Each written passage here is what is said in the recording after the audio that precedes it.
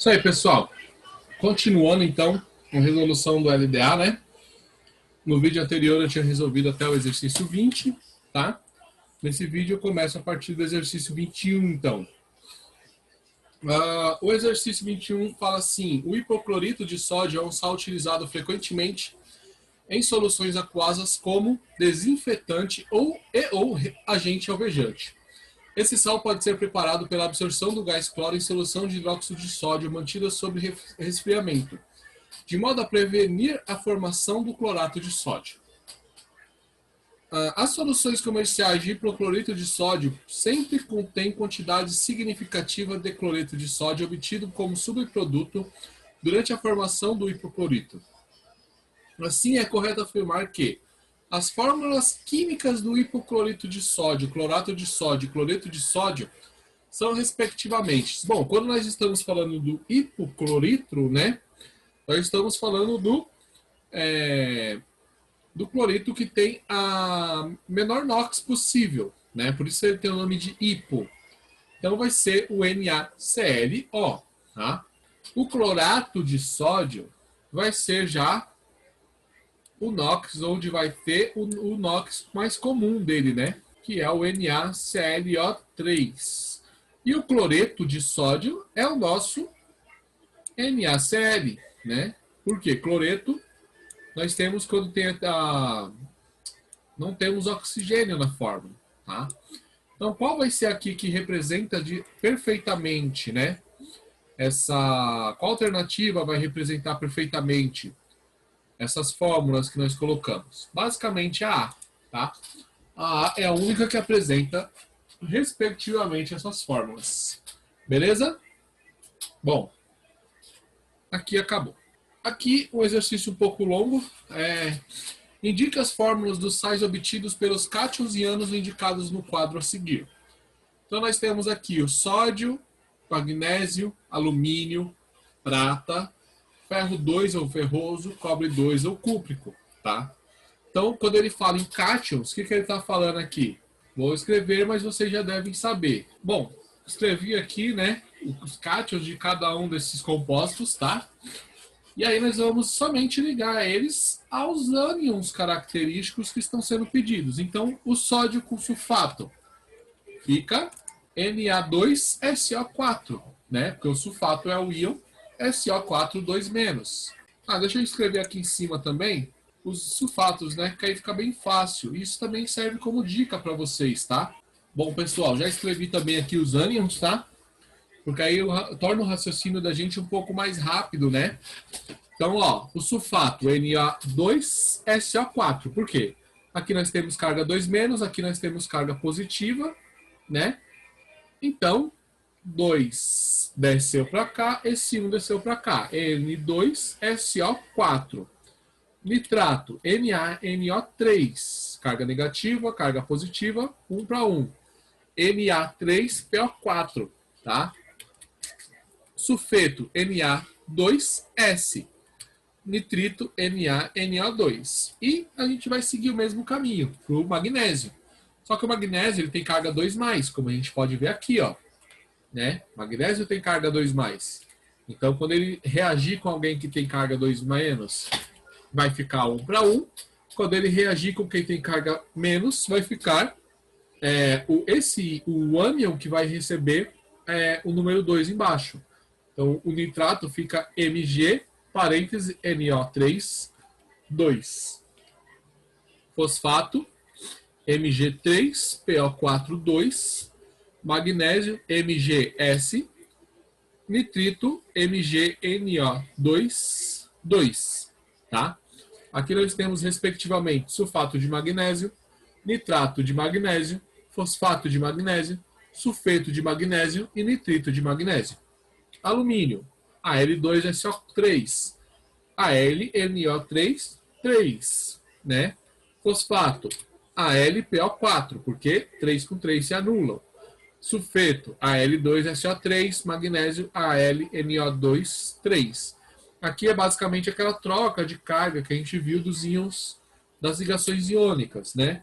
A prata, Ag2SO4, AgNO3, Ag3PO4, Ag2S, a GNO2. Ficou até repetitivo, né? O FeSO4, né? O Fe2 no caso, tá? FeNO3, 2, FePO4, 2, FeS e FeS2, FeNO2, 2. O seu também com carga 2+, seu SO4, seu NO3, 2, seu 3PO4, 2, seu S e seu NO2, 2, tá? É um pouquinho trabalhoso, mas é bem didático esse exercício. Exercício 23, tá? O exercício 23 é o seguinte: o ácido sulfúrico e o hidróxido de sódio tem várias aplicações industriais. Na reação entre hidróxido de sódio e ácido sulfúrico em sistema aquoso diluído, as espécies se combinam dão origem a. Aí nós temos algumas alternativas do que pode ser formado através da reação do ácido sulfúrico e o hidróxido de sódio. Bom, vamos escrever a reação. Aí a gente escreve a reação para a gente saber o que vai estar sendo formado, tá? Certo? Isso daqui é a reação de neutralização ácido-base do NaOH e H2SO4, tá? Forma Na2SO4 mais água. E aí nós vamos analisar as alternativas. Nós temos alternativas aqui, ó, que tem Na2SO4 sólido, H2O líquido, SO2- 3 aquoso, H+ e OH-. Nós podemos eliminar de pronto essa e essa, tá? Deixa eu colocar o X aqui em cima certinho. Essas aqui nós já eliminamos. Nós ficamos com duas. Na2SO4 e H2O líquido, que é o que a gente tem aqui de informação. Só que notem no enunciado que ele fala aqui, ó, sistema aquoso diluído, tá? E o NaSO4, por ele ser um sal de um metal alcalino, ele é solúvel. Então ele não vai ficar em estado sólido, tá? Então o Na2SO4 aqui não vai servir como resposta para gente, tá? Essa é uma resposta essa é uma alternativa bem auspiciosa, vamos dizer assim, porque pode induzir a pessoa ao erro, né? A alternativa certa, então, vai ser a água, tá? Porque a água, sim, vai estar em estado líquido. Então, aqui a gente tinha duas respostas possivelmente certas, mas por ter um sólido aqui, a gente acabou tendo outra resposta. Bom, a tabela a seguir, na 24, né, mostra alguns sais e suas principais aplicações. Então, nós temos o MgSO4, laxante salino, o KNO3, componentes explosivos, BaSO4, contraste radiológico, o FeSO4 para tratamento de anemia, né, sulfato de ferro. Para cada um dos sais acima, faça uma reação de um ácido com uma base a fim de obtê-lo, né? Então, como que a gente obtém o sulfato de magnésio? Nós podemos usar o hidróxido de magnésio e o H2SO4. Assim, nós obtemos o nosso sal de interesse, que é o MgSO4. Tá? O nitrato de potássio, a gente pode usar, de novo, o KOH e o ácido nítrico. Tá? E a gente tem o nosso nitrato de potássio.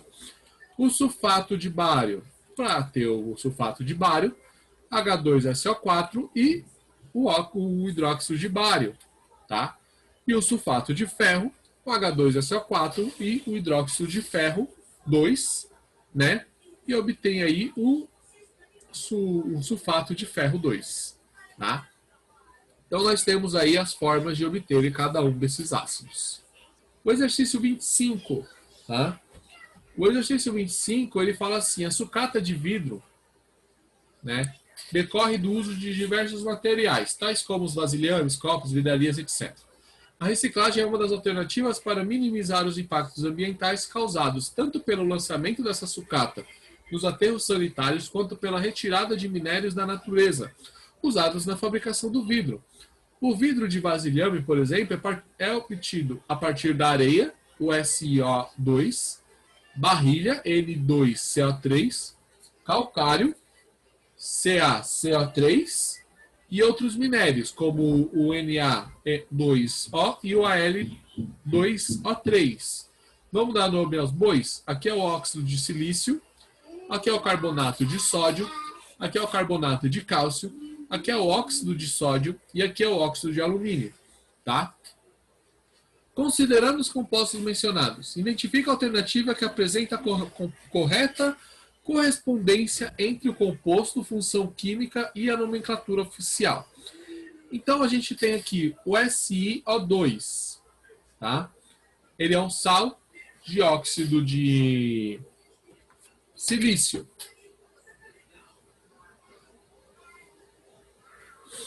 Aqui nós já estamos errado, por quê? Ele não é um sal, ele é um óxido, né? O Na2CO3 está dizendo que é uma base, bicarbonato de sódio. Na realidade, isso aqui é um sal, tá? Também está errado. E não é bicarbonato, é só carbonato, tá? De sódio. O CaCO3 é um sal, né? E o nome dele é carbonato de sódio, de cálcio, tá certo? Vamos ver as outras só para ter certeza. O N2O é um óxido, né? E o nome dele é óxido de sódio, não hidróxido de sódio, então tá errado. E o AlOH é um ácido, não. E um oxalato de alumínio, também não, é óxido de alumínio. Então a alternativa correta aqui é a C. 26. O NO2 e o SO2 são gases causadores de poluição atmosférica, que entre os danos provocados resulta na formação da chuva ácida.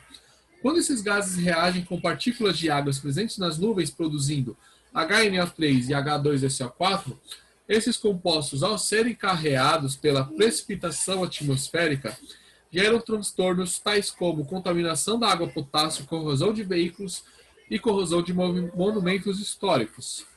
Os compostos inorgânicos citados no texto correspondem respectivamente às funções. Então nós temos o NO2 e o SO2, tá? Qual que vai ser as funções que a gente vai ter, né? Aqui e as funções que nós vamos ter aqui. Nesses dois casos aqui, ó. Essa e essa. As funções que a gente vai ter aqui é o que? Respectivamente, óxidos e ácidos, né? O NO2 e o SO2 são óxidos e aqui nós temos dois ácidos, tá? Exercício 28. Representado pela fórmula química CO, o monóxido de carbono é um gás incolor e inodoro proveniente da combustão incompleta de combustíveis fósseis, carvão mineral, petróleo e gás natural. Se inalado em altas concentrações, pode matar por asfixia.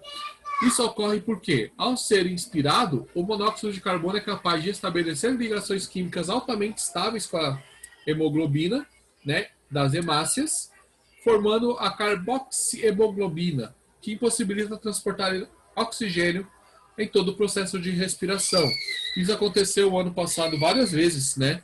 Nós tivemos vários casos de pessoas que respiraram dentro de apartamentos o CO, o monóxido de carbono, e morreram asfixiados, né?